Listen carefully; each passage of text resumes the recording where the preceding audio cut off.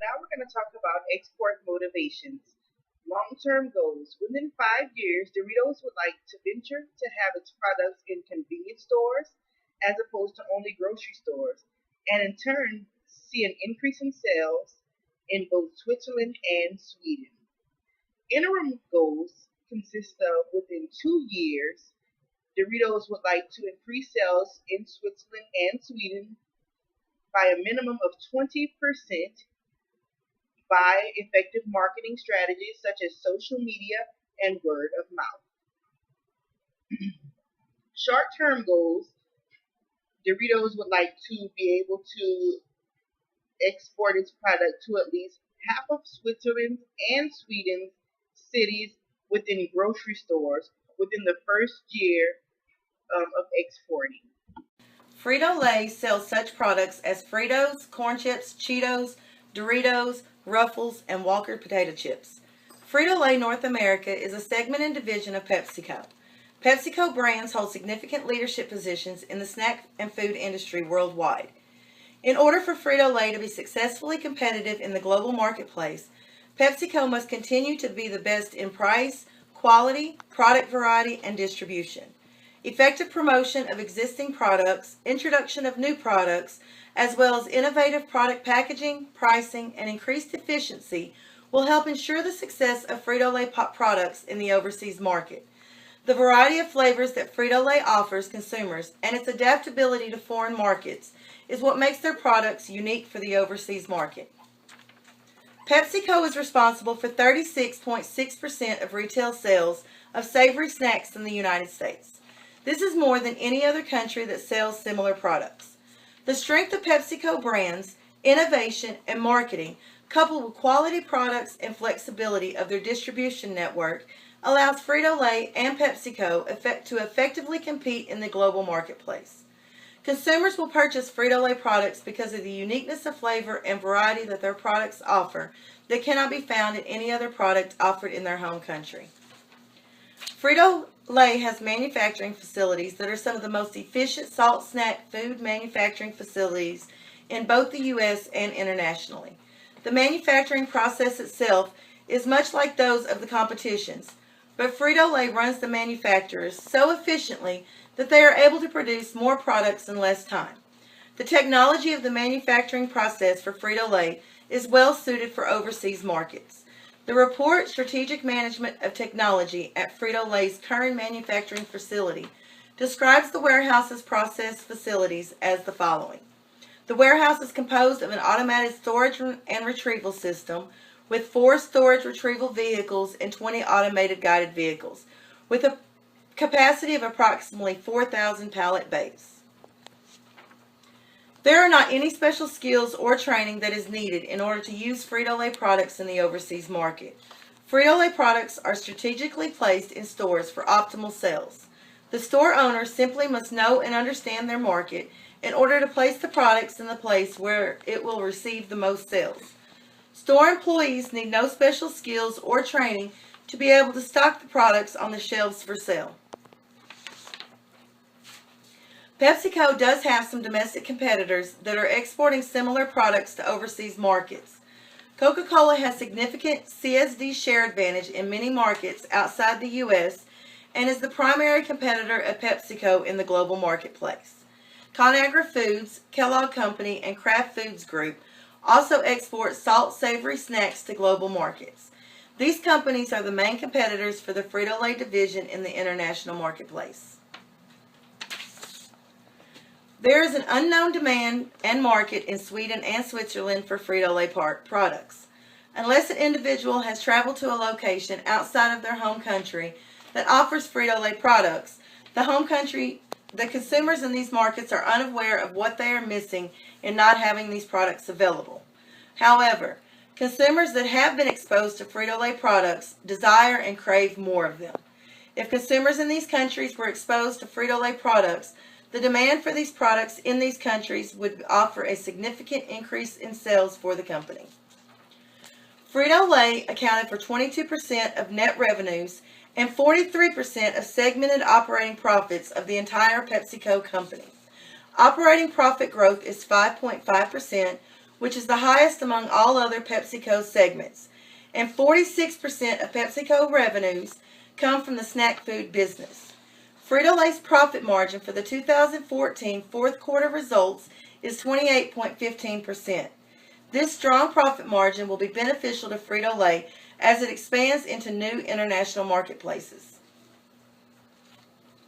Shipping costs are not high compared to the competition's. Part of the reason that shipping costs are reasonable is because the company uses many third-party distributors. These types of distributors are able to reach a greater distribution area because they utilize delivery vehicles, vending businesses, as well as schools and stadiums to distribute their various products. Because Frito-Lay products are shipped overseas by boat in large cargo containers, they do not require any special storage methods during shipment and delivery. The products are sealed in airtight packages and are not affected by the changes in environmental conditions. The product in inventory is not a problem either because it has a reasonably long shelf life and a high rate of sale, which basically says that these products do not remain on the store shelves for long periods of time. Frito-Lay products are such versatile products that they can be incorporated into just about any global marketplace. There are certain modifications that are made to the products in order to meet the demands of the different markets in each country. Flavor variety is the major difference that is seen from one country to the next. Since Frito-Lay products are already sold in 37 countries internationally, manufacturing in accordance with overseas regulatory requirements are not an issue. The company is already familiar with requirements for international exports, and Frito-Lay products would not be difficult to manufacture and distribute in the new international market. The products we've chosen for success are Doritos and Cheetos.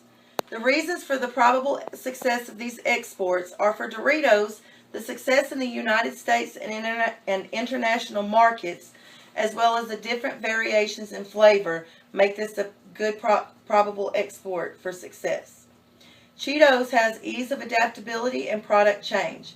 Spicy varieties of Cheetos are ranked as the best and spiciest in the world. Industry status for Doritos and Frito-Lay. The expected growth rate for Doritos/Frito-Lay is 20% per year. This is projected every year for the next 3 to 5 years. Sales have rose 6% and project to raise from $689 million to $897 million. Even though healthier snacks are becoming a more common thing in America and other countries, nobody can turn down Doritos.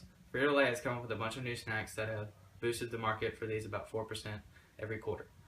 Price sensitivity doesn't really play a huge factor in this industry. The current cycle is the same with the U.S. industry growing by 20%, while international is growing at roughly 16%.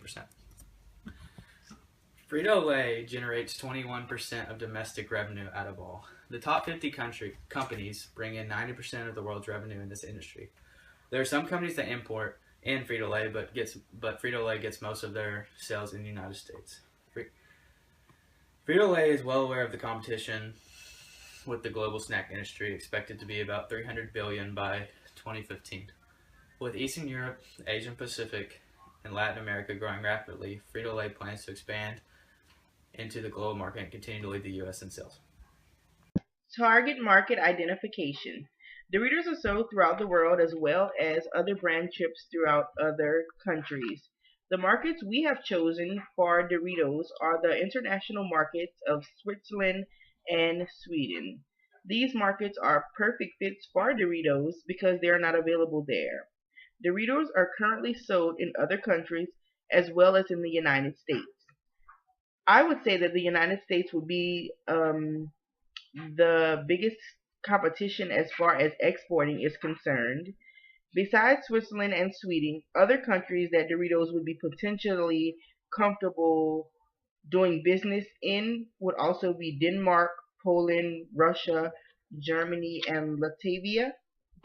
There were many various aspects that was researched about the 4 countries that were selected: Switzerland, Sweden, Denmark, and Germany.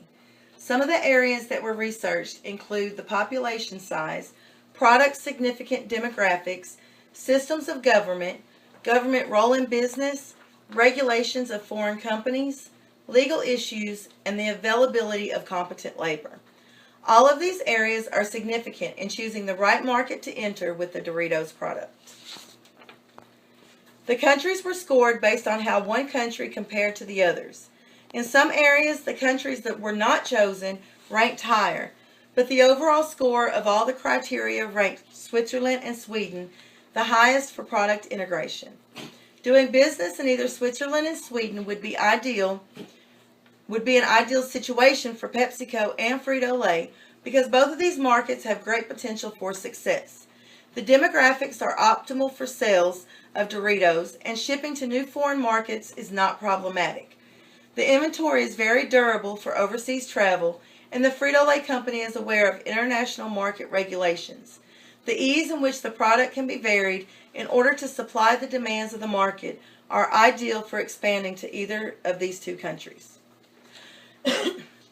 Switzerland and Sweden are the top two markets that have been chosen. The two top markets are near to each other. They are in fact on the same continent. Switzerland is located in Western and Central Europe, and Sweden is in Northern Europe. Product selection for primary target market. When preparing to export goods, many factors come into play, such as the demand for the product in the industry, the demographic, geographic, and climate differences in the areas.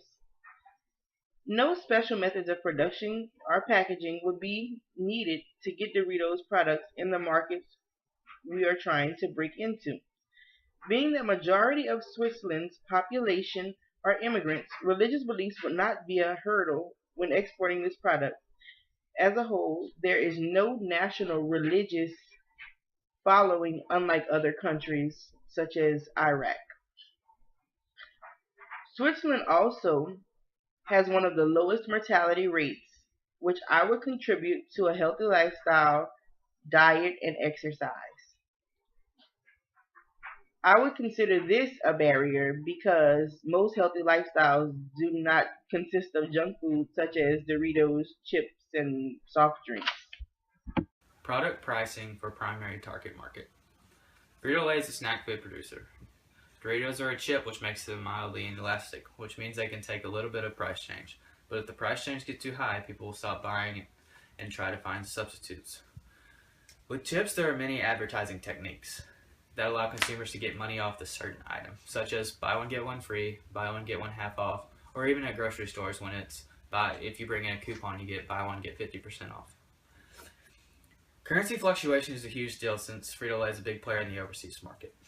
The exporting cost for Frito-Lay really isn't that much. They have about 125 plants and 500 distribution headquarters overseas, so they can literally produce anything that they would like to overseas. The price margins for things such as unforeseen costs and mistakes in Frito-Lay is pretty big because they're such a big company.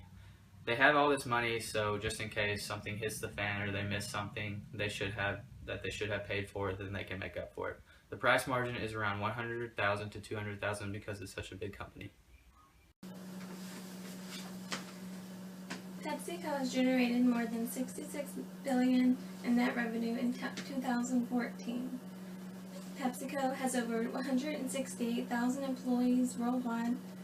PepsiCo established a joint venture with Calbee Foods, Japan's leading snack company. In 2009, PepsiCo invested $1 billion in Russia over the 3 years to expand manufacturing and distribution. In Russia, PepsiCo is the #1 juice business. In 2010, PepsiCo announced significant investments at its Polish plants. PepsiCo and Unilever has agreed to expand their international partnership for the marketing and distribution of Lipton teas. Under the terms of the agreement, a mechanism is established for PLI to open new ready-to-drink tea markets. Each company will continue to own 50% of the joint venture, with PepsiCo paying Unilever an undisclosed sum for its shares of the business and the new markets being transferred. Terms and procedures. Frito-Lay should use a freight forwarder. They should do this because it will increase transportation to all the stores and gas stations that need to get their product to. The best form for transportation Frito-Lay is trucks or ground transportation. The reason for this is because they have an abundance of factories all across the nation and it's easier to get their product from place to place.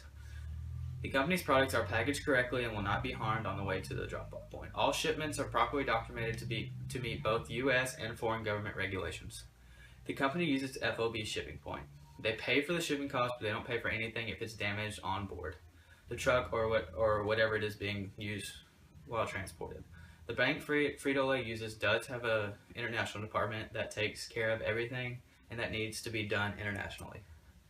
There are a few things the company will need when shipping, and these are them. They need a shipper's letter of instructions, a commercial invoice, a bill of lading, an airway bill, a certificate of origin, an inspection certificate, and a validated export license.